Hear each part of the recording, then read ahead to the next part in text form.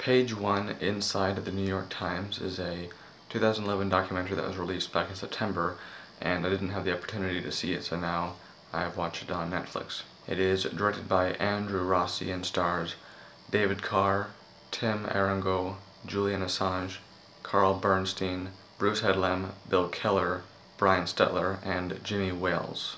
Andrew Rossi, for this documentary, was able to gain access to the newsroom at the New York Times and follows journalists on the paper's media desk for an entire year, documenting their actions. We focus mainly on a journalist by the name of David Carr, who works for the New York Times, and what he's up to and how he gets information. We basically learn about him as a person, kind of learning how he got to be working at the New York Times and what kind of person he is through various meetings and events that he goes to. He's a very interesting person, and that helps this movie, since in a documentary you want to keep people entertained. Documentaries tend to be, in general, kind of slow-paced, and at times maybe not very interesting if you aren't interested in the subject matter.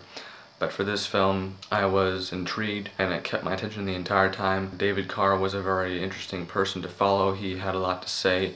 He's one of those guys where he's kind of like, no bullshit, bottom line, this is what I think, and I really respect that in a person, because when people beat around the bush, especially about news, it can get really annoying, but he's a guy who, he sticks to his beliefs and he tells you what he's thinking.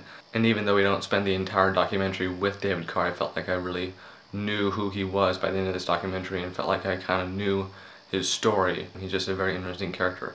And as are the other people at the New York Times. We see them all in their element, we get to know who they are. We don't go as in depth with all of them as we do with David. We get to know what kind of people work at the New York Times, what their work ethic is, what kinds of news they cover, and how they get the information that they get.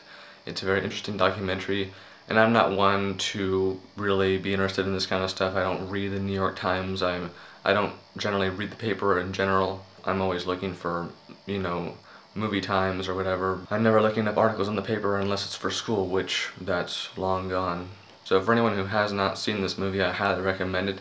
It doesn't have too many flaws in my opinion. The only things that I can really say I didn't like about it were that there are a couple of shots that are overexposed, where they'll be shooting outside or inside and there's too much light coming from a certain source, and it kind of makes it overexposed due to like somebody wearing all white, or the light from outside coming in, they didn't do any lighting adjustments. Just kind of that sort of thing. And also there are a few times where the camera will do the quick little zoom in for like a dramatic moment, and they could have cut out maybe one or two of those. But besides that, this is just a really good documentary that I've thoroughly enjoyed watching, and I would recommend to anyone really. I mean, if you're interested, of course. I give Page One Inside the New York Times 4 out of 5 stars. It's one of my favorite movies of the year.